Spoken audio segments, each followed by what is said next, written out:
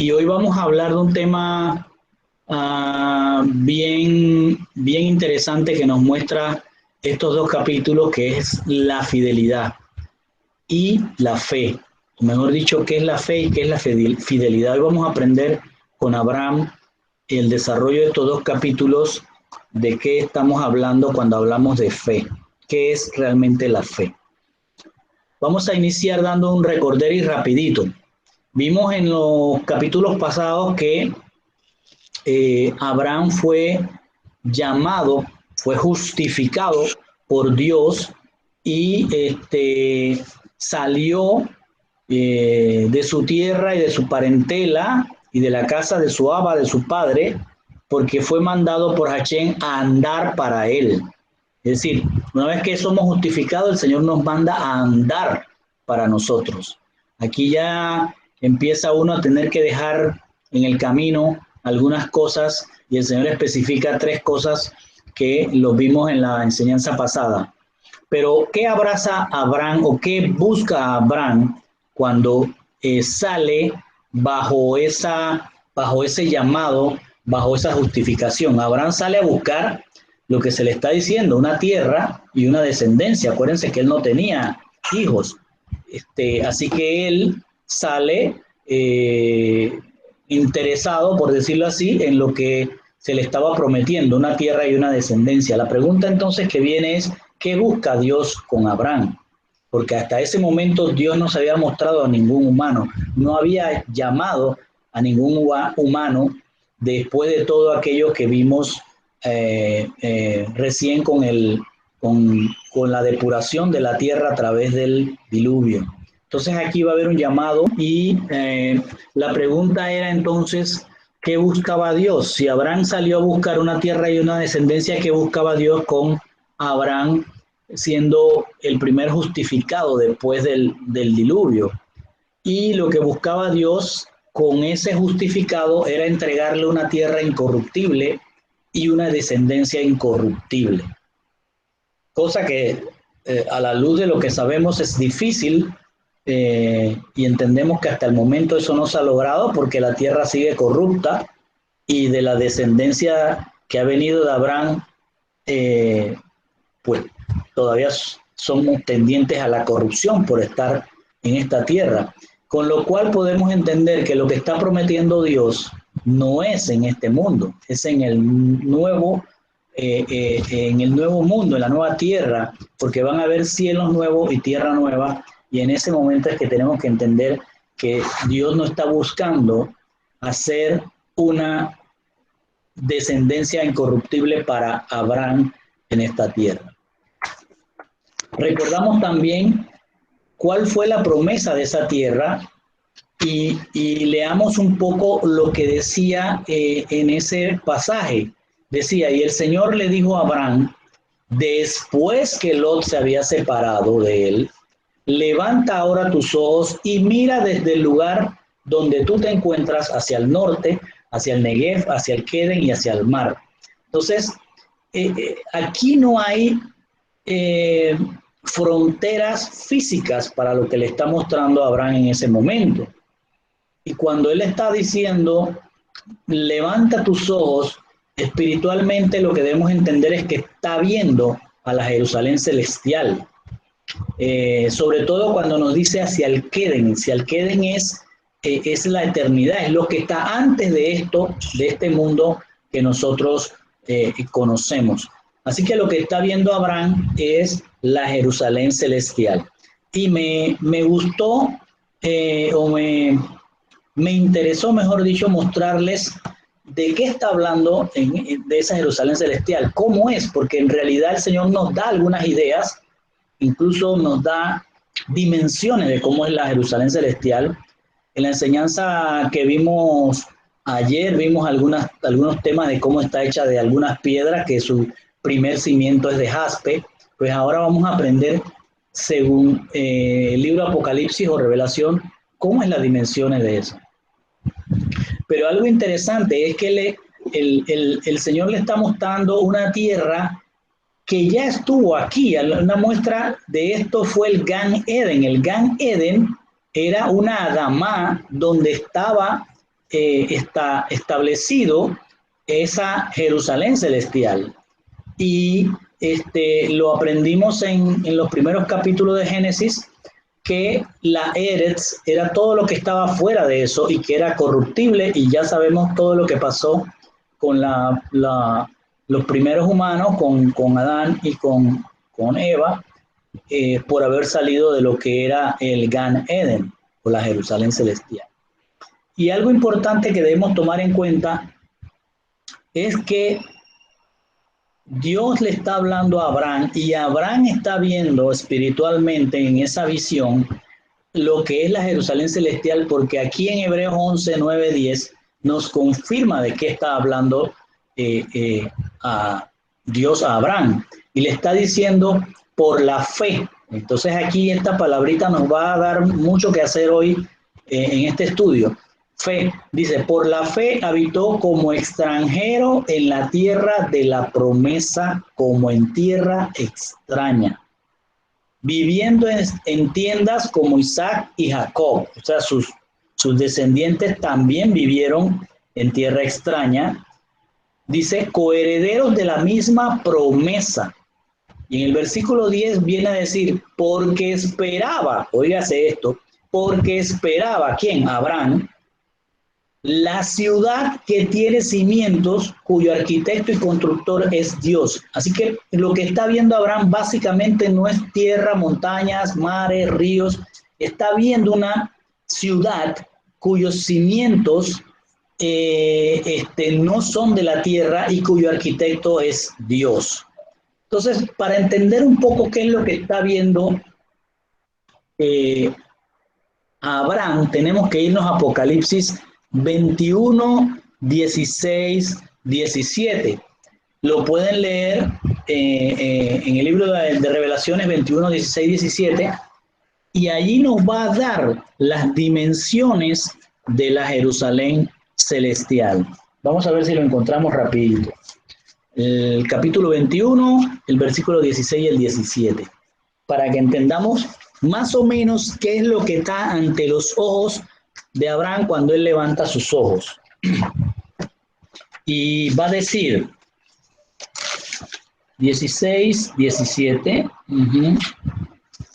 dice, la ciudad, esta ciudad que es hecha por arquitecto no de este mundo, dice, la ciudad está situada dentro de un cuadrado y su longitud equivale a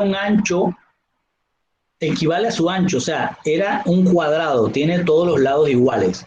Con esta vara midió la ciudad de 1500 millas con la longitud de ancho y la altura siendo de los mismos. Midió su muro, que era de 216 pies de altura, conforme a las medidas humanas que estaba usando el ángel. Si usted va ahí a sus Biblias comunes, porque esta es la traducción en el hebreo, las dimensiones son de, déjenme leérselo acá porque esto es bien interesante para que tengan claro el concepto de lo que está viendo a Abraham, que no lo recibió en este mundo. Por eso dice, es algo incorruptible, no lo vas a recibir. Abraham duerme y no recibió esa promesa, porque no es una promesa para este mundo, sino una promesa para el mundo futuro. Dice, en esta forma dice acá, la ciudad estaba establecida en cuadrado y su longitud es igual a su anchura. Midió la ciudad con la caña hasta 12 estadios de 12,000, o sea, 12 estadios de 12,000. Su longitud y anchura y su altura son iguales. Es decir, si usted agarra y mide, busca cuánto es en los estadios, creo que son 180 metros los estadios, y usted los multiplica por la cantidad que está aquí, les va a dar que esta ciudad que está viendo Abraham tiene una altura de 2,220 kilómetros, ¿sí? De alto, y por ancho es igual, por lo tanto el área es de aproximadamente 5 millones de kilómetros cuadrados. Si usted posiciona ese esa área, esa Jerusalén celestial sobre Europa, tomando como centro Israel, ¿sí? Le va a dar que si hoy bajara ese Gan Eden, va a caer sobre parte de Europa, parte de África, parte de Asia, ¿sí? Europa, Asia, es inmensa. No solo es inmensa en su área, sino que su altura va más allá de donde están hoy eh, los satélites circundando la órbita terrestre. Para que tengamos una idea, de 10 a 12 kilómetros es por donde están viajando los aviones. Y los cohetes ya cuando se lanzan fuera están saliendo arriba de los 500 kilómetros. Y ahí es donde se establecen los satélites en la exósfera. Y después vienen las capas más arriba, donde ya el hombre no tiene control de nada, porque ya está en el espacio abierto, en el universo oscuro, y hasta allá llegaría una de las paredes o las paredes de la Jerusalén celestial. Les comento esto basado en lo que está escrito en la Biblia y lo pueden corroborar sacando sus propios cálculos. Es una cosa inmensa. O sea que cuando la Jerusalén celestial venga de nuevo a la tierra, va a ser una cosa impactante. Dicho esto, vamos a entrar entonces en el estudio del día de hoy, capítulo 14, partiendo del versículo 1 hasta el 5. Dice en esta versión, en Génesis capítulos 14 del 1 al 5, dice: cuando Amrafel era Melec, era rey de Shinar, Aroc era el rey de Elazar, Kedorlaomer era el rey de Elam, y Tidal, el rey de Goim, ellos hicieron la guerra juntos contra Berá, el rey de Sedom, cuando oigan Sedom es Sodoma, y contra Bisra, el rey de Amorá, Sinab, el rey de Adma, y Shemeber, el rey de Saboyim. Y también fueron contra el rey de Belá, que es el mismo que Zoar. Todos los últimos reyes juntaron sus fuerzas en el valle de Sidim. Miren el gráfico acá, en el valle de Sidim. Todos los primeros reyes mencionados, el rey de Shinar, el de Elazar, el de Elam y el de Goyim, eran de Babilonia, estaban en este territorio. Y van a partir de este territorio para tomar posesión del territorio que está en el valle de Sidim, en donde estaba Sodoma, estaba Amorá, estaba la ciudad de Admá, la ciudad de Saboyim, la ciudad de Zoar. Y estos reyes se juntan para eso. Dice, ellos, ¿quiénes? Los reyes de Sodoma, los reyes de Admá, los reyes de Amorá, los reyes de Saboyim y los reyes de Zoar. Estos reyes eran servidores, póngale atención a lo espiritual, eran servidores de ¿quién? De Kedorlaomer, o sea, eran servidores de el rey de Babilonia, ¿sí? Acá eran ellos servidores del rey de Babilonia. Pero en el año 13º se rebelaron. En el 14º año, Kedorlaomer de Babilonia y los reyes con él convocó varios reyes, vinieron y cortaron en pedazos a los Refaim. O sea, ¿qué está ocurriendo acá? Ellos van a partir de aquí, este ejército de tinieblas va a partir de aquí y en su camino va a ir arrasando, porque primero va a pasar por aquí. Dice, pasó por los Refaim, que el Refaim traducido al hebreo es gigante. Este sí es la palabra gigante, no Nefilim. Y también se traduce como los muertos, como las sombras. O sea, aquí estamos hablando de pura oscuridad en lo espiritual. y también pasaron por Asterot y Canarayim, y a las naciones fuertes con ellos, y a los Imín en la ciudad de Kirbat Aim. Lo pongo en palabras nuestras sencillo. Estos reyes están aquí, reyes de Babilonia, los reyes de Sodoma y Gomorra. Sodoma y Gomorra no sé. Sodoma y Gomorra es el término que se utiliza para definir esas 4 ciudades, 5 ciudades que hay acá.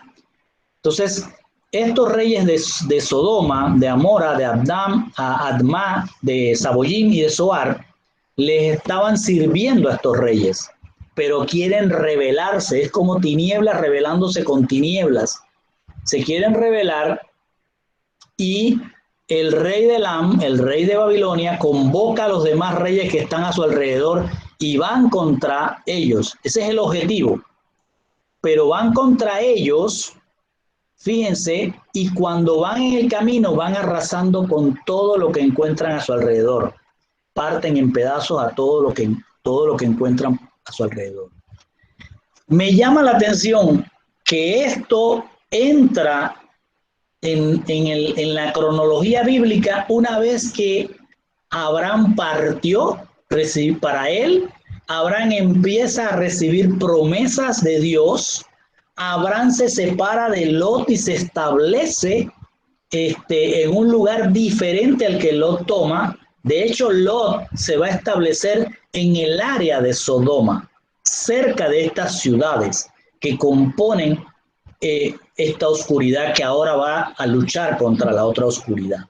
Entonces, es como si el enemigo, apenas una persona es justificada por Dios y recibe, cuando uno es justificado, uno recibe todas las promesas que el Señor estableció aquí para su justificado. Por lo tanto, cuando alguien recibe esa promesa, las tinieblas se levantan y van a atacar y se van a llevar en el camino todo lo que se interponga para llegar a ese justificado y ver cómo le dañan el que reciba esas promesas. Entonces tenemos la lucha de 4 reyes que van contra los 5 reyes que están en el territorio conocido por Sodoma y Gomorra, que en realidad conforma esas 5 ciudades. De manera que ahora tenemos que entender esto desde la parte espiritual. La tiniebla va a ir sobre todo lo que no tiene cobertura de Dios. Y una vez que la tiniebla se entera, se da cuenta en la parte espiritual de que Dios justifica a un escogido, lo justifica por gracia, entonces las tinieblas van a lanzarse en un ataque sobre él. Fíjense que van hacia los reyes de Sodoma. Sí, porque las tinieblas van, no le importa si es contra otras tinieblas, pero ¿quién es el que está en el área de Sodoma? ¿Sí? ¿Quién se acercó allí? No estaba allí Abraham, estaba Lot. Vamos a leer lo que dice ahora a partir del versículo 6 hasta el 10. Dice, los Oreos, otros malucos de las montañas de Seir, también fueron arrasados, y fueron arrasados hasta los árboles de Teberinto en Harán. O sea, se están llevando todo. En lo que está describiendo la porción bíblica aquí es que están ya en este territorio, acabando con todo lo que está por aquí, y van a ir bajando hasta el territorio que es su objetivo, que es el área de Sodoma. Entonces, ellos regresaron, dice, y vinieron en Mispat, que es Kadesh, y golpearon con violencia el territorio de los amalequíes y también a lo de los emorí, que vivían en Hatzazón, Tamar. Entonces los reyes de Sedoma, de Sedom, Amorá, Admá, Seboín y Belá, que esto es Zoar, salieron y pusieron en orden las tropas para la batalla en el valle de Sidim. ¿Sí? Entonces, otra vez, estamos viendo que todavía no han llegado aquí, están acabando con todo lo que está en su camino hasta llegar aquí. Los reyes de esta parte sur de Sodoma se reúnen aquí en el valle de Sidín a esperar el ataque. Y dice, pusieron en orden sus tropas contra el rey Kedorlaomer de Elam, de Babilonia, contra el rey Tidal, que era el rey de una población que se llama Goyim. Me llama la atención porque bíblicamente lo fui a buscar en el hebreo, pues me llamó la atención porque Goyim, ¿qué es? Los Goyim es llevado a gentiles en el hebreo. Goyim, cuando ustedes escuchan la palabra Goyim o Goyim, para los hebreos es alguien que no tiene una nacionalidad, es alguien que no es del pueblo escogido, es básicamente. Entonces también dice que fue el rey Amrafel, el rey de Sinar, o sea, todo eso es Babilonia, y Arosh, el rey de Elazar. 4 reyes contra 5, dice la Biblia. Ahora bien, el valle de Sidín estaba lleno de pozos de asfalto. Sí, ahí era un territorio donde hay petróleo, ahí se abren huecos de alquitrán. Entonces, ya atacan esta tiniebla representada en los reyes, ataca al valle de Sidín, donde están las tropas de Sodoma, de las ciudades que corresponden a Sodoma y Gomorra, y los atacan y dice, cuando los reyes de Sodoma y Gomorra huyeron, ya aquí notamos rápidamente que las tinieblas que llegaron de Babilonia están dominando a las tinieblas de Sodoma. Dice, y algunos cayeron en los huecos estos de asfalto, de alquitrán, y el resto huyó a las montañas. Hice una pausa para mostrarles esto. Todo lo que hemos estado viendo es tinieblas revolviéndose, espiritualmente hablando, y cada una de ellas tiene un nombre. Nos los muestra Hashem en la Biblia, en la Torá, y nos está diciendo que Amrafel, el rey de Sinar, es traducido a guarda de los dioses. Ariok, el rey de Elazar, la otra ciudad, se traduce como venerable o leonino. Kedorlaomer es el rey que convocó el ataque, el rey de Elam, Babilonia, es traducido como el siervo de la diosa Lakamar. Tidal, el rey de la población Goyim, se llama traducido reverencia, temor o renombre. Y ahora describamos los dioses que los están esperando para el ataque, la otra porción de oscuridad, o sea, la parte de Sodoma, todo el territorio de Sodoma y Gomorra. Dice, verá de Sodoma, ese se traduce como con maldad o en maldad. Birsa, que es el rey de Gomorra, se traduce como feo, malo o maldad. Sinab, el rey de Adma, se traduce como el dios. Osin es su dios. Osin es su padre. Sin es el dios luna. También se puede traducir como diente del padre.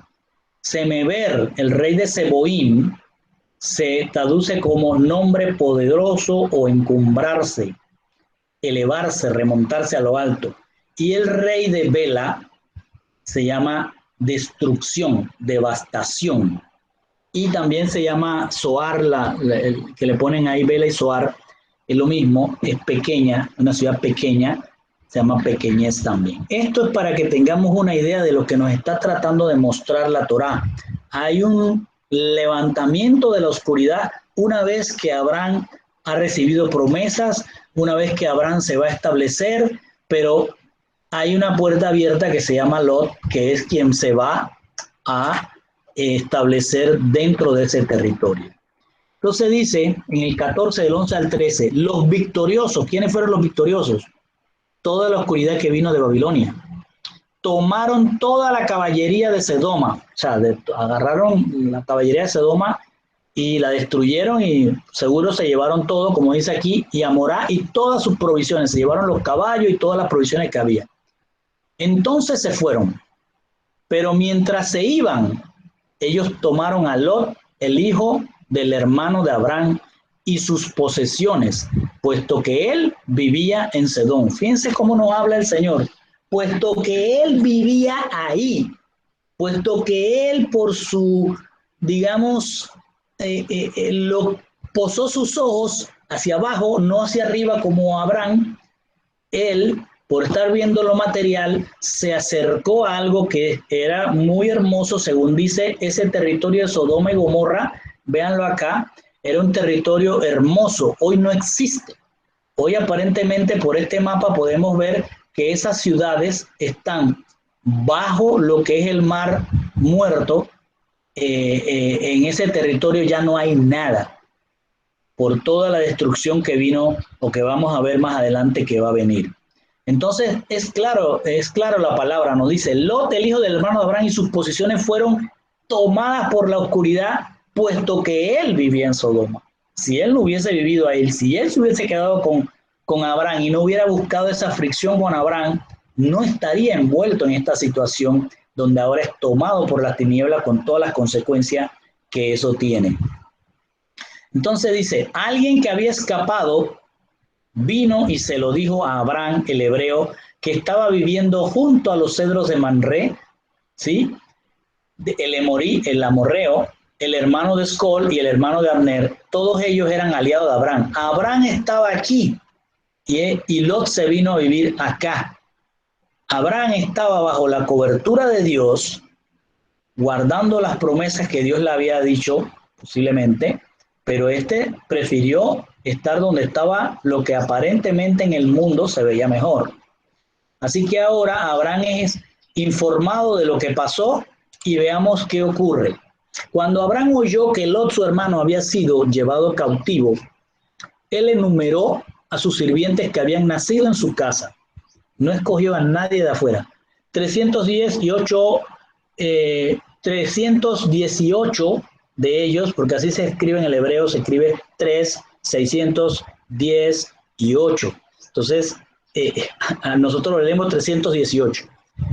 318 de ellos, y fue en una persecución hasta Dan. Una cosa que ha llamado la atención, y lo estaba tratando de buscar, pero el maestro con el que me convoco a estos estudios y otros le llama la atención también, pero no le encuentran todavía una respuesta. ¿Por qué nada más escogió 318 hombres? Dice 318 de ellos, o sea que había más, pero como que Abraham recibe, esto es lo que yo pienso, Abraham recibe una indicación de Dios de que con eso va a resolver el problema. Entonces, con esos 318 de su casa, no escogió a nadie de fuera, acuérdense que tiene aliados también de su casa, sale a corretear a esos 4 reyes de Babilonia, con todo el poder que habían venido destruyendo por todos lados. Ahora están más fuertes, tienen más caballos, más armamento, gente impresionante contra 318 de Abraham. Y Abraham los va a perseguir desde Hebrón, aquí, y se va a ir hasta el norte correteándolos y los va a agarrar en Dan, ¿sí? Y durante la noche él y sus sirvientes dividieron las fuerzas contra ellos. Entonces atacaron y los persiguieron hasta Jobá, que estaba a la mano izquierda de Damasco. Fíjense por dónde lo está correteando ya. Él recuperó todos los bienes, y trajo de regreso, dice ahí, a su hermano Lot, su pariente Lot, con sus bienes, junto con las mujeres, y oiga lo que dice aquí, y la otra gente. ¿Quién es la otra gente? Los de Sodoma. O sea, Abraham está recuperando a su pariente, pero además se trajo todo lo que había ahí, y toda la oscuridad de Sodoma también la recoge y la trae. Después de su regreso de matar a Kedorlaomer, al líder de la coalición de reyes de la oscuridad, y a los reyes con él, se acabó con todos, miren lo que va a ocurrir. El rey de Sodoma salió a recibirlo. Esto es, póngale atención a lo espiritual que está hablando aquí, la palabra. El rey de Sodoma salió a recibirlo en el valle de Shabet, también conocido como el valle de los reyes. El primero que sale es el rey de Sodoma. pero también de repente aparece como por nada, no se dice de dónde salió ni cómo salió, apareció Melquisedec, rey de Shalem, y saca pan y vino, y él era, dice la palabra, el sacerdote de El Elión. En el hebreo lo que nos está diciendo es que es un sacerdote para el poderoso de arriba, ¿sí? Entonces, cuando dice Melquisedec, rey de Shalem, muchos hemos escuchado que quiere decir que es el rey de Salem, una ciudad que se llama Salem, que puede traducir como rey de una ciudad que se llama Paz, pero no, lo que está diciendo ahí es que él es rey de justicia, Sedec justicia, Melqui es rey, o Melech es rey, aquí una abreviación Melqui, Sedec es rey de justicia, y también dice rey de paz, Shalem, Shalom, paz. Entonces es un rey de justicia y es un rey de paz. Y viene de arriba, de ser un sacerdote para el poderoso de arriba. Entonces también muchas veces nos hemos extraviado en muchas iglesias entendiendo que este Jesús que bajó y está hablando con Abraham. Y la verdad es que no es así, porque incluso en el Nuevo Testamento se aclara que es un sacerdote que bajó. Tenemos que ponerlo como lo hemos aprendido. Es un mensajero, trae un mensaje de Dios. Es un malach, es un mensajero de Dios. Va a hacer algo y va a regresar. Entonces, dice Melquisedec, dice, bendijo Barshu de esta forma, bendijo a Abraham y le dice, bendito es Abraham del poderoso de arriba, el creador del cielo y de la tierra. Bendito es el poderoso de arriba que entregó a sus enemigos en tus manos. Aquí nos deja ver que los 300, ¿cuántos eran? 318. No fue el poder de sus armas ni la fortaleza humana, fue Dios quien los entregó a todos esos reyes, a toda esa oscuridad en las manos de esos 318 hombres. ¿Sí? Entonces viene y dice, Abraham le dio el macer, los diezmos de todo. Aquí paramos porque lo primero que nos salta a la vista, entonces Abraham dio diezmos. Entonces aquí donde muchas iglesias se han agarrado de estos pasajes para decir hay que dar el diezmo y todo lo demás. Eso prontamente también. Pero quiero aclararles que ¿de dónde saca Abraham que tiene que darle los diezmos? ¿Se los pidió el Melquisedec? No, aquí no dice que se los pidió. Salió de Abraham. Abraham distingue que este es un sacerdote, un malach que viene de arriba, que viene de Hashem, que viene del cielo, y de él nace darle los diezmos de todo lo que había alcanzado en esta lucha contra las tinieblas.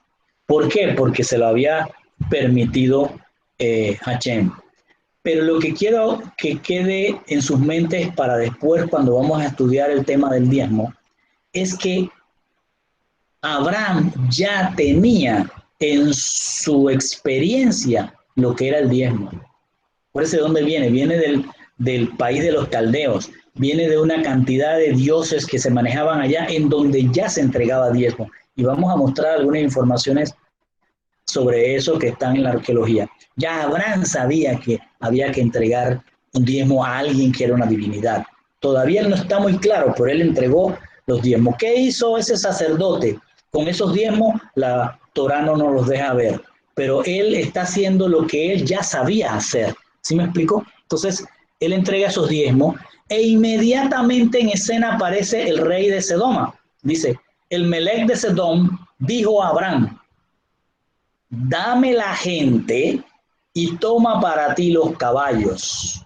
Miren lo que está diciendo el rey de Sodoma, el rey Berá. Le está diciendo, dame la gente. Yo no quiero que me des diezmo de caballo, ni de comida, ni de plata. A mí dame la gente.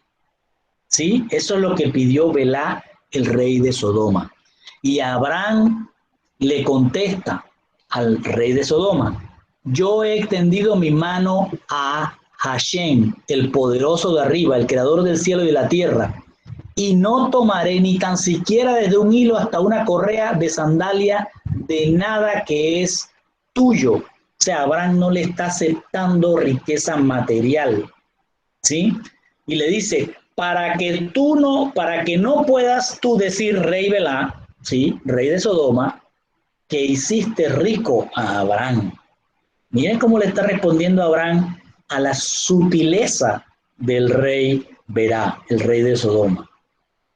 Dice: yo solamente tomaré lo que mis tropas han comido y la parte del botín de los hombres que vinieron conmigo, Abner, Escol y Manré. Fíjense que ahí aparece que él no solo llevó sus hombres, sino que también estaban estos amonitas.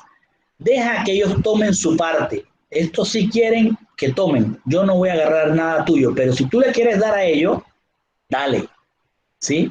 Entonces, aquí tienen que ver que lo espiritual que está ocurriendo es que Abraham, y Dios está viendo todo esto, porque está mandando específicamente un emisario después de esa lucha con las tinieblas, y Dios quiere ver la decisión de Abraham. Puedes irte al lado de la luz, que es Melquisedec, enviado por el poderoso de arriba, o puedes recibir riquezas de Berá. ¿Qué quieres hacer, Abraham?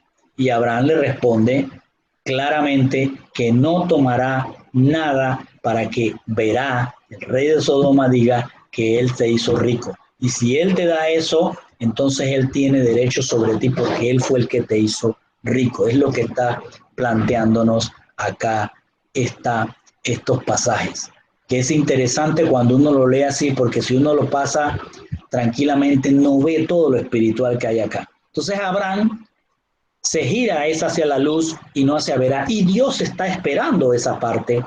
Dios está esperando ese comportamiento de Abraham para pasar, por decirlo así, a otro nivel con Abraham. Porque después de estas cosas, dice la palabra, miren qué bonito, después de esta decisión de Abraham, la palabra de Hashem vino a Abraham en una visión diciendo: no temas, Abraham, yo soy tu escudo, tu compensación será muy grande.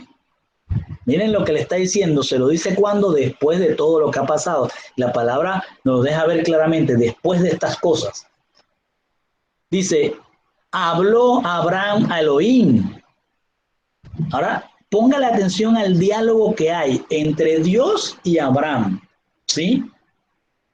Dice: habló Abraham a Hashem el Elohim, podríamos decir Abraham a Hashem el amor en su plenitud. ¿Qué me has de dar si yo estoy sin hijo y el mayordomo de mi casa es Eliezer de Damasco? Tú no me has dado descendencia.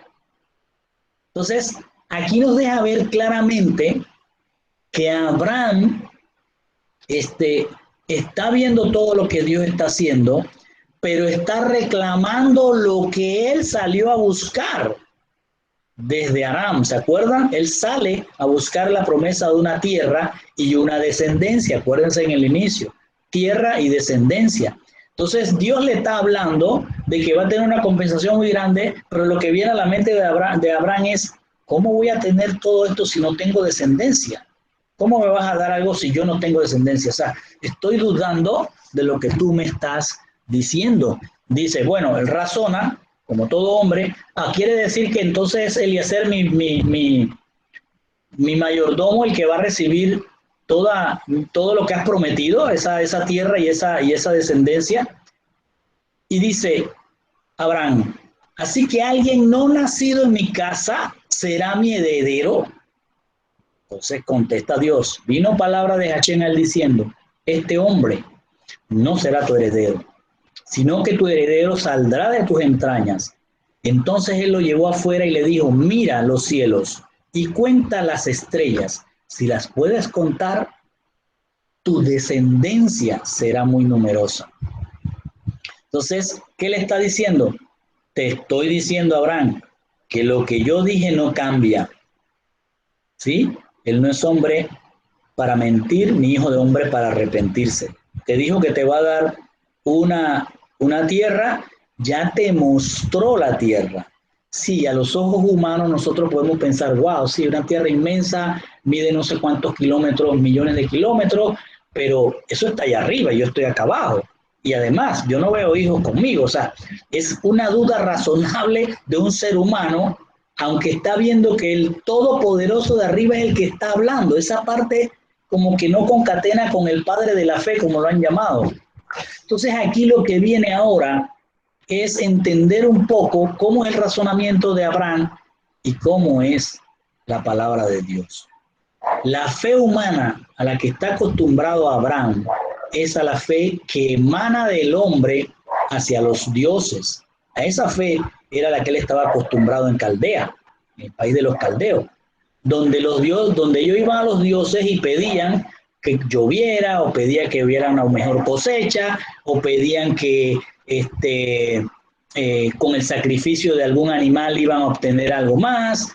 Es decir, lo que hoy comúnmente conocemos como las oraciones que hacemos a Dios diciéndole, Dios, yo quiero que hagas esto por mí. O sea, ese es el razonamiento de Abraham en aquel momento. Entonces, Dios no opera de esa manera. ¿Sí? Abraham viene del país de los caldeos, y eso lo pueden ver en Josué 24:15. Viene de una idolatría, viene de donde daban diezmos a los dioses, viene donde hacían sacrificios a los dioses, donde hacían pactos a esos dioses. Ahora Dios le está mostrando que es diferente. ¿Por qué es diferente? Porque él nunca pidió hablar con el Todopoderoso de arriba, él no pidió hablar con él, ni siquiera lo conocía. El Todopoderoso para él no era conocido. Quizás era conocido cualquiera de estos dioses encontrados en el área de Babilonia, en el área de Caldea. Pero Dios acá le está diciendo, es de mí para ti, no de ti para mí. Entonces, ahora vamos a entrar a un tema por el cual Dios nos va a mostrar que no es como hemos estado pensando, que nosotros clamamos a Él, le decimos qué hacer y Él va a hacer lo que nosotros le pedimos que haga. La pregunta aquí es, ¿la fe de Abraham es de Abraham o es de Dios? ¿Nace en él o nace en Dios? Entonces, partimos a entrar al capítulo 15 en el versículo 6, después de haber visto lo que ocurrió cuando se revuelve la oscuridad, después de haber visto cómo Abraham tomó una decisión de mantenerse en la cobertura del Todopoderoso de arriba, y viene el versículo y nos dice, en las traducciones mayormente que tenemos nosotros, la mayoría de las traducciones dice, él creyó, ¿quién? Abraham. Él creyó en la palabra de Hachem y se le acreditó como justicia. No sé cómo dirán las de ustedes, Génesis 15:6, pero la pueden buscar, siempre les recomiendo que tengan su Biblia en la mano. Búsquenla y miremos qué es lo que dice allí. Dice acá, y Abraham creyó a Dios, y le fue considerado como justicia. Es otra tradición. Entonces, ¿qué es lo que nos da la impresión de esta traducción? Que nos está diciendo que por la obra de Abraham, por la obra de creer, ¿sí? Entonces Dios se movió para él. Este es el pensamiento de Abraham y este es el pensamiento de muchos creyentes, muchos justificados. Yo creo en Dios, pero el problema es que no crees lo que Dios te está diciendo que hagas, cómo debes comportarte. Entonces, Abraham, o la traducción, mejor dicho, nos ha llevado otra vez, le echo la culpa a Grecia helénica, nos está diciendo que Abraham, por su obra de creer, movió a Dios y Dios le dijo, wow, me sorprende que Abraham sí crea en mí, lo voy a justificar. Y no es tan así, porque la fe no es de nosotros, no nace en nosotros. Y lo dice Efesios 2, 8 al 9, y lo vamos a ver ahora en la parte hebrea. Mire lo que dice Efesios 2, 8 al 9. Porque por gracia habéis sido salvados por medio de la fe, ¿sí? Y esto no es de vosotros. ¿Qué no es de vosotros? La fe. Sino que es don de Dios. ¿Qué cosa? La fe. No por obras, no porque yo creo. Y porque yo creo voy a poner una velita y porque yo creo voy a caminar no sé dónde y porque yo creo. No por obras para que nadie se gloríe. Claramente, Efesios nos está corroborando lo que vamos ahora a aprender. Vamos a ver un poquito más a fondo el versículo 6 de este capítulo 15. Dice en el hebreo, lo que está diciendo el capítulo 15, 6 es, exhibió, ¿quién? Abraham, fidelidad por Hachem, o sea, gracias a Hachem. Y él, ¿quién? Hachem, le computó, ¿qué cosa? La fidelidad para él, Abraham, o sea, se la puso, se la agregó como medio de justificación. Entonces, ahí la palabra que aparece es esta palabra, la vamos a ver un poco más de cerca, esta que está aquí, es Enam, que viene casi, que se escribe igual, si le quitamos las vocales se escribe amén también. Es interesante. Entonces dice, la emuná es de Dios, sale de él, o sea, la fe, que es traducida, emuná en el hebreo, la traducimos al español, fe, y así se ha quedado. Dice, la emuná es de Dios, no es del hombre. En hebreo, tener fe, en hebreo se traduce como que la fidelidad de Dios te acompañe. Es decir, hermano, tenga fe, tenga fe. En el hebreo le dicen, hermano, que la fidelidad de Dios te acompañe, no que tengas fe. Dios es el que da la emuná, Dios es el que da la fe. Por tanto, no se debe decir pedid con fe, se debe decir pedid en emuná, pedid dentro de la fidelidad de Dios. Romanos 12:3 también nos dice esto mismo, dice, porque en virtud de la gracia que me ha sido dada, digo a cada uno de vosotros, cada uno de nosotros, que no piense más alto de sí que lo que debe pensar, sino que piense con buen juicio, según la medida de emuná que Dios ha distribuido a cada uno. Entonces no es que usted tiene poca fe porque usted no tiene fe, no, eso es lo que Dios ha depositado, es la fidelidad de Dios que ha puesto en cada uno de nosotros. Cuando nosotros somos llamados a la justificación, como está haciendo Abraham, lo primero que ocurre, la primera medida de fe que cae en nosotros es apartarnos de homicidio, abominación sexual e idolatría. Esas son las tres que caen. Y va a empezar un proceso, porque es que emuná no es solo una palabra, no es solo fe, es una educación, ¿sí? Es cuando recibimos emuná, que traduce en fe, en la mayoría de nuestras Biblias, lo que se está recibiendo es el comienzo de una educación con Dios. Y la medida de esa emuná que recibimos, de esa fe, esa medida de fe, es el crecimiento que vamos a ir teniendo en la palabra de Dios, que es verdad. ¿Sí? Empezamos a creer en la medida en que estamos estudiando, vamos creciendo en nuestra emuná, si lo quieres poner en nuestra fe. ¿Sí? No es que por fe ahí Abraham dijo voy a tener fe en este Dios. No, porque la mayoría de nosotros creemos en Dios, pero el problema es que no estamos creciendo en esa emuná, en esa educación de su palabra. Entonces, la medida de esa emuná en nosotros debe ser pequeñísima o muy, muy pequeña.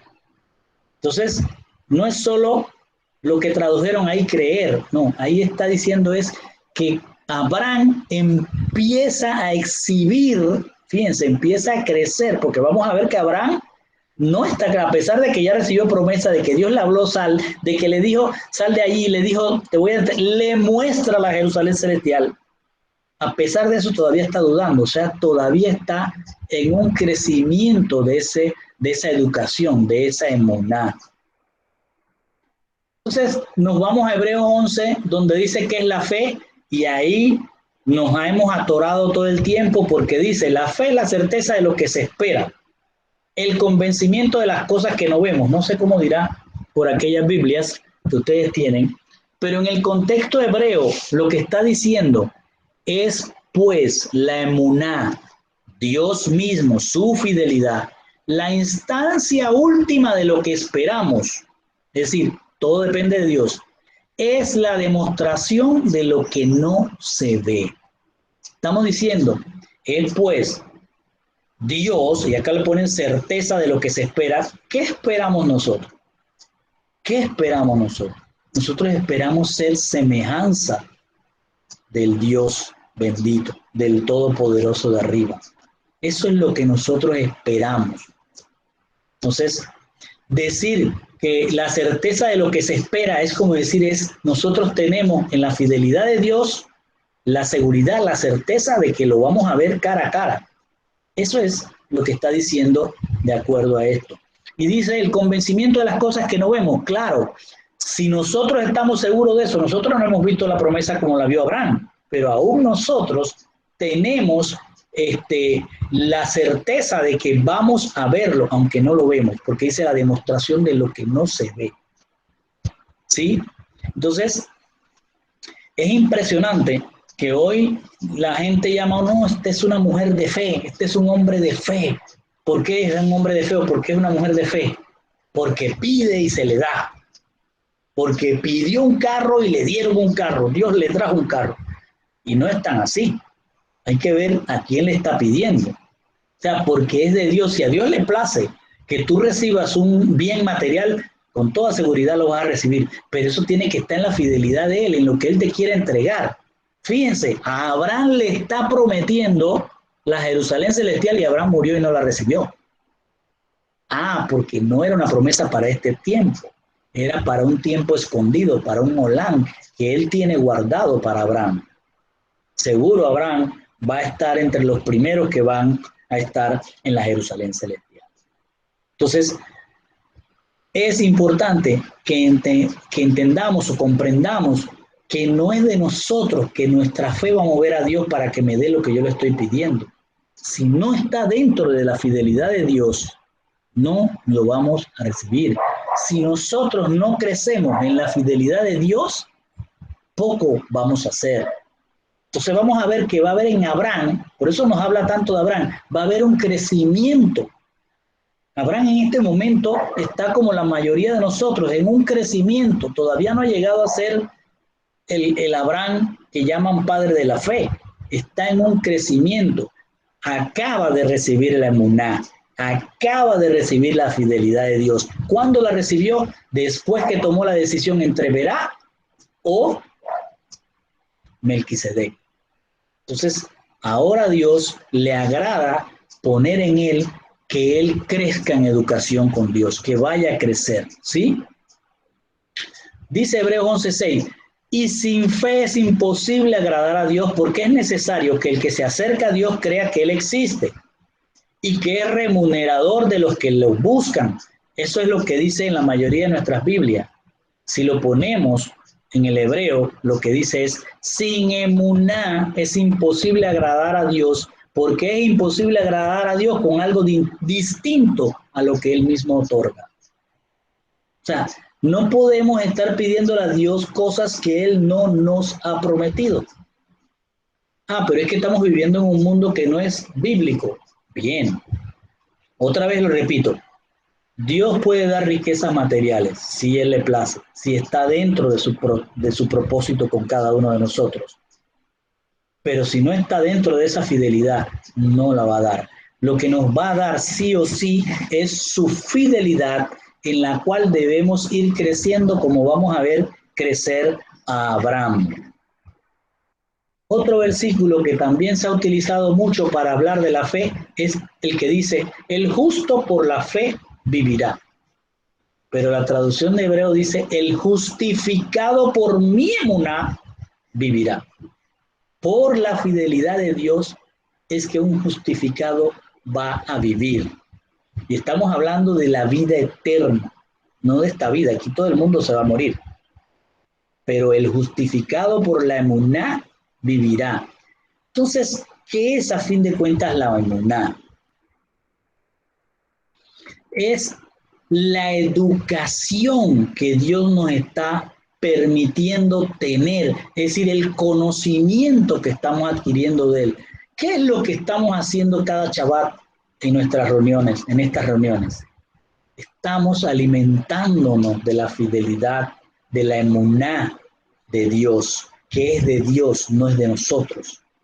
Entonces, ¿qué es lo que tenemos que hacer? Hacer lo mismo que hizo Abraham, y que vamos a verlo en todo el estudio de Abraham. Él exhibió la educación por Hashem. Él exhibió cómo va a ir cambiando por Hashem. Y Dios es el que nos va a diseñar esa educación. Y se la diseñó a Abraham como el medio para ser justificado. Entonces nosotros estamos ya siendo llamados y ahora entramos en esa emuná, en esa fidelización, ¿sí? En esa educación. Emuná es la acción de educar. En este caso, Dios va a educar a Abraham, porque ya lo vio cómo peleó contra las tinieblas, ya lo vio cuánto amor tiene por su familia, que la va a buscar hasta la parte más alta, más al norte del territorio donde él estaba, para traerla de regreso con él. Lo malo es que después, cuando regresa, se va de nuevo para el mundo, pero fue a buscarlo, lo trajo. Dios vio ese amor, Dios vio la reacción de él frente a lo material que le ofrecía el rey Belá, y vio la reacción ante el emisario que Dios mandó a Melquisedec. Entonces Dios dice, ya es hora de que mi fidelidad vaya con él. Ahora viene una organización de una educación para él. Y esto me llama la atención porque nosotros estamos en esta educación. Yo decía al principio hoy que estamos, ¿cuánto tiempo hemos tenido esto en la cabeza de estos estudios? Y hasta ahora es que el Señor nos ha permitido expandir estas enseñanzas después de todos los estudios que hemos tomado, para compartirlos con ustedes y con todo el que quiera ver estas enseñanzas. Entonces, lo que quiere Dios con Abraham es que él sepa quién es Dios, cómo actúa Dios. No es como él estaba acostumbrado en Ur de los caldeos, en el país de los caldeos. Era, yo te pido que hoy llueva porque necesito que el maíz germine. No, no es así.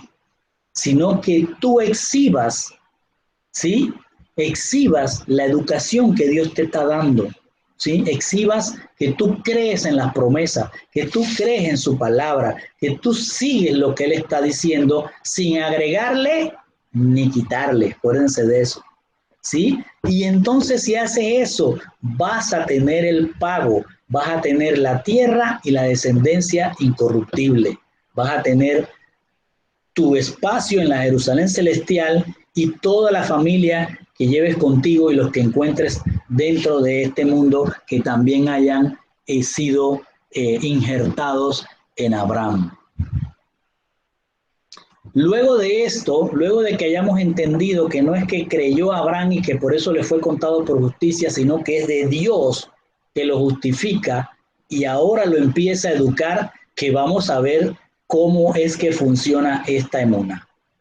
Fíjense, dice a partir del versículo 7 al 10 en el capítulo 15, dice, habló a él, está hablando Dios. Siempre note que es Dios el que le habla a Abraham.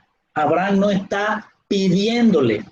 Dios va a buscarlo y Dios va a hacer que él haga cosas, lo está educando. Dice, habló a él y le dice, yo soy Hashem, quien te sacó de la tierra de los caldeos para darte esta tierra para que la heredes.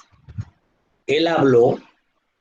¿Quién habló ahora? Abraham. Y dice, mi señor Hashem, ¿cómo sabré yo que la heredaré? Fíjense cómo responde a lo que le está diciendo. Yo te saqué de esta tierra para que la heredes. Y él dice, ¿cómo sabré que la heredaré? ¿Por qué? Porque él está preocupado porque no tiene descendencia. Pues ya te lo prometieron, pero la impaciencia humana es así. No lo estoy recibiendo, yo no lo estoy viendo. ¿Dónde están los hijos que me prometiste? Entonces aquí pasa algo interesante y le responde Hashem, tome ahora una novilla de 3 años, ponga la atención con la enseñanza que vimos ayer, tome ahora una novilla de 3 años, una cordera de 3 años y un macho cabrío de 3 años, una paloma y un pichón. Son un pajarito. Entonces, es Dios quien lo está convocando ahora a hacer un pacto. ¿Por qué? Porque aquí no está haciendo un sacrificio por pecado, como vimos en la enseñanza de ayer. Aquí está pidiéndosele un pacto. Dios le está diciendo, ok, vamos a pactar. Entonces usted dirá, wow, pero Dios está pactando matando animales. No, lo que pasa es que Abraham viene del país de los caldeos donde esto era normal. Entonces Dios lo está llevando al nivel de él. Bueno, como tú no estás creyendo, te lo voy a poner a tu nivel. Ve y búscate los animales que tú estás acostumbrado a sacrificar para hacer pacto, o hacías pacto con otros dioses. Yo te voy a enseñar algo ahora. Trae esos animales. Él va y los trajo. ¿Qué hizo Abraham? Cortó los animales en dos y puso los pedazos opuestos uno al otro. Pero él no cortó las criaturas que vuelan a la mitad, o sea, los pajaritos los dejó así. Cortó los animales grandes y los puso a la mitad. Cosa que él ya estaba acostumbrado. Ahora miren lo que va a pasar. Los pájaros se abalanzaron sobre los cuerpos, pero Abraham se sentó junto a ellos. Aquí viene otra vez la impaciencia de Abraham. ¿Qué es lo que está ocurriendo aquí? Y les explico. En la antigüedad, para sellar un pacto, todavía creo que en el interior ocurren algunas cosas así, en el interior de aquí de este país.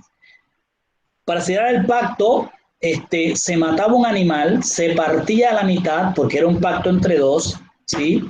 Y luego ambos pasaban entre el animal partido, o sea, cruzaban los dos que estaban haciendo el pacto, luego cocinaban eso y se lo comían, porque se están comiendo el pacto, le están diciendo, no lo comimos, aquí de ahora en adelante va bien. Si alguien, dicen los pactos antiguos estos, si alguien falla en este pacto, que le pase lo que le pasó a este animal, o sea, que sea partido a la mitad. Entonces, esto era el pacto que conocía a Abraham, ¿sí?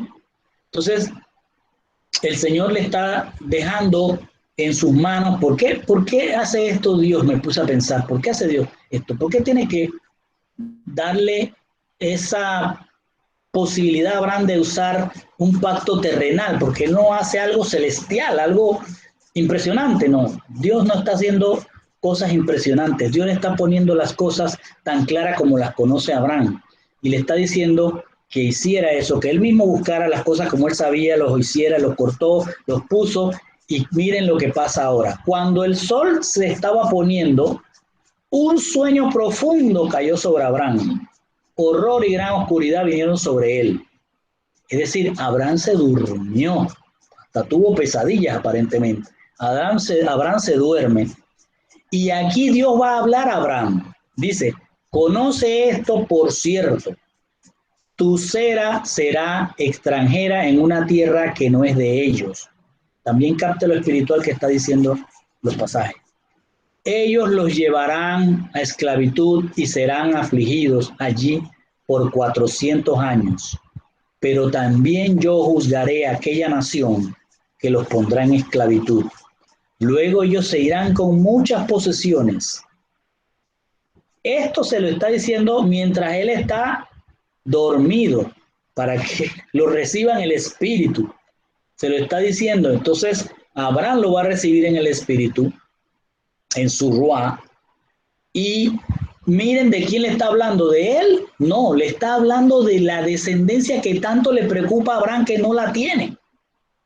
Y le está diciendo, sí, en ti van a ser, les pongo mis palabras, en ti van a ser injertadas cualquiera de la familia de la tierra, pero van a estar esclavizadas en un lugar. Yo me pregunto si hoy no es esclavizante estar en este mundo, ¿sí? Entonces, él está hablando de lo que le va a pasar a esa descendencia de Abraham en Egipto, pero también si lo miramos espiritualmente, a los que descendimos, a los que somos injertados, mejor dicho, en Abraham, también vamos a estar en esclavitud. Acá les dice, por 400 años a cada uno de nosotros nos dio un tiempo que solo Él tiene determinado para cada uno de nosotros de estar en esta esclavitud. Acuérdense que el Señor nos vino a liberar de la esclavitud del pecado. Entonces, dice, luego ellos irán con muchas posesiones. Bueno, en el caso físico de la nación hebrea, porque ya era una nación cuando salen de Egipto, llevaron muchas posesiones que le quitaron al mundo. Cuando nosotros salgamos de aquí como justificados, ¿qué vamos a llevar para el cielo? Sí, lo que está hablando de las posesiones que recibiremos, es decir, de lo grandioso que va a ser estar allá con muchas posesiones. No sabemos qué son muchas posesiones, no sabemos cómo es. Ayer estudiábamos qué es el jaspe, qué es el sardio. O sea, en estos momentos lo que Abraham está recibiendo es la promesa tanto de la parte física que va a ocurrir con los descendientes de él a través de Jacob, como todas aquellas familias que son injertadas en él y que se están viviendo y han vivido en este mundo y vivirán hasta que Yeshua venga. Entonces, luego pasa a decirle, ya te hablé de lo que va a ocurrir con tu descendencia que tú todavía no crees. Entonces, voy a hablarte a ti. En cuanto a ti, dice, tú te reunirás con tus padres en paz y serás sepultado en buena vejez. Pero en la cuarta generación, tu descendencia regresará. O sea, lo que le dice es, tú vas a vivir largo tiempo, aparentemente, una vejez sana, no vas a tener enfermedad, vas a morir en vejez sana. Ojalá todos los que estemos aquí, el Señor nos permita tener una sana vejez y todos los que escuchen esta enseñanza también, que Dios les dé una sana vejez. Pero en la cuarta generación le dice, tu descendencia va a recibir la tierra que estoy hablando, porque aún, dice, ¿por qué hasta la cuarta? Porque aún no ha llegado a su colmo la culpa de los amorreos. Entonces ahora, capten esto, a Abraham le mostró una tierra celestial, pero a la cera le va a dar una tierra física. ¿Lo captan? Sí, pero esa tierra física todavía no se la puede entregar porque todavía el colmo de los amorreos no ha llegado a su punto máximo. ¿Sí? Nosotros aquí todavía no hemos llegado al punto máximo de los amorreos. Así que todavía no viene el juicio contra esta tierra, pero ya estamos cerca de ello. Luego de que está ahí dormido y le hace toda esta promesa, dice, y cuando el sol se estaba poniendo, hubo una llama y contempló, dice, se veía un horno humeando, una antorcha flameante que pasaba entre las partes divididas. Él está viendo esto en su visión dormido y está viendo que una antorcha entra por medio de los animales aquellos. ¿Qué es lo que está haciendo aquí?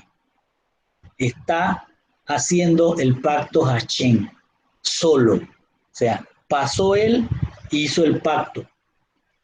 Abraham no pasó entre los animales. ¿Sí? Y dice, en aquel día cortó Hashem un pacto con Abraham. ¿Quién? Hashem con Abraham, no Abraham con Hashem. Por eso a mí me parece interesante que la gente dice, no, voy a pactar. Y venga, hermano, y pacte. O sea, pacte con Dios. No, es Dios el que estableció los pactos. Y en aquel día él pasó en un malak. Malak es todo lo que Dios envía como mensajero. En este caso es la antorcha flameante.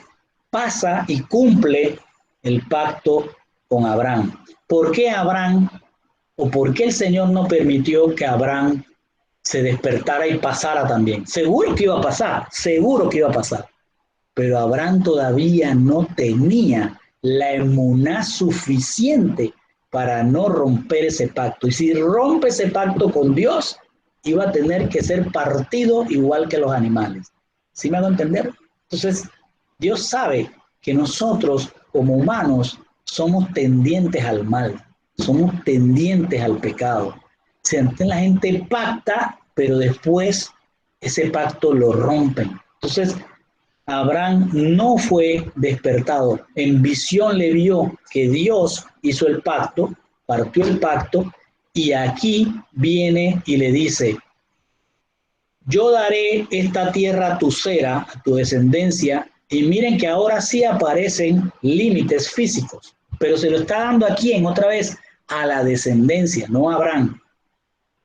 Desde el Wadi, desde el arroyo de Egipto, desde el arroyo de Egipto, por acá abajo, dice, y va a ir hasta el territorio de los cananitas, este territorio de los kenicitas, cadmonitas, hititas, todos los fericitas, los refaitas, los emoritas, todos los cananeos que habían aquí, los jebusitas, todo este territorio. ¿Por qué? Porque Dios quiere sacar a esos que estaban ahí. Okay. Y terminamos en este punto. Lo que hace Dios con un justificado por gracia. En Génesis 12 vamos a encontrar el llamado a Abraham.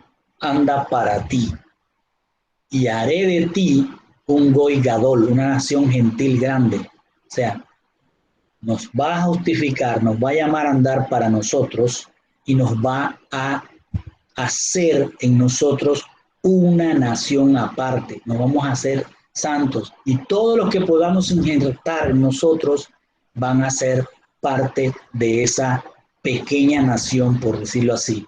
Dice, en ti serán injertadas cualquiera de las familias de la tierra.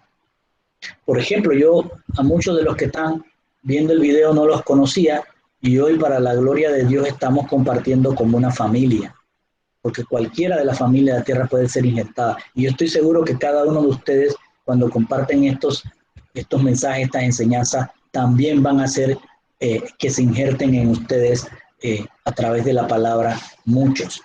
Luego en Génesis 13 le dice al justificado, después que se aleja de Lot, ¿sí? Después que, porque Lot no fue incluido, pero ya está ahí, pero después que aparta de Lot, dice, alza tus ojos, la tierra que ves a ti, tu descendencia te daré para un tiempo escondido. Aquí la promesa no es solo para Abraham. Abraham la vio, la cera no la vio, nosotros no la vimos. Abraham la vio, Abraham sabe que estaba ahí, no la recibió, durmió en sana vejez, pero él tiene su promesa asegurada. Y dice, que es la belleza que quiero que capten, a ustedes, nosotros, la descendencia espiritual que viene de Abraham, también recibiremos la Jerusalén celestial en un tiempo que solo está determinado por Dios. Abraham va a salir del país de los caldeos buscando esa promesa, pero aún, note esto, que en el capítulo 13 todavía él se establece entre Betel y Ai. ¿Se acuerdan de eso? Sí, entre la casa de Dios y el montón de basura, escombros. Así que no es hasta el capítulo 15, cuando ya pasó todo aquello de la oscuridad revolviéndose, es que él viene a decirle, reclama otra vez a Abraham, pero Dios, ¿cómo tú me estás diciendo que me vas a dar una descendencia si no la hay? Y vuelve a decirle, va a ser como las estrellas, ¿sí? Y empieza a derramar su fidelidad a Dios y lo empieza a acompañar para que él empiece a crecer y exhiba. ¿Qué es lo que va a exhibir? Torah. ¿Qué es lo que va a exhibir? Lo que Dios le mande hacer, sin quitar ni agregar. Dios le promete tierra física a su descendencia en el capítulo 15, pero por falta de fe, porque todavía le está reclamando, Dios va a hacer un pacto terrenal con Abraham. Y aún siendo un pacto terrenal, sabe que Dios no lo va, que Abraham no lo va a cumplir, y por eso lo duerme para que ocurra el pacto. Esto es lo que hemos aprendido en estos 3 capítulos. Todavía no tenemos al padre de la fe, que le llaman muchos estudiosos. Aquí lo que tenemos es un Abraham que acaba de recibir la fidelidad de Dios y que va a empezar a crecer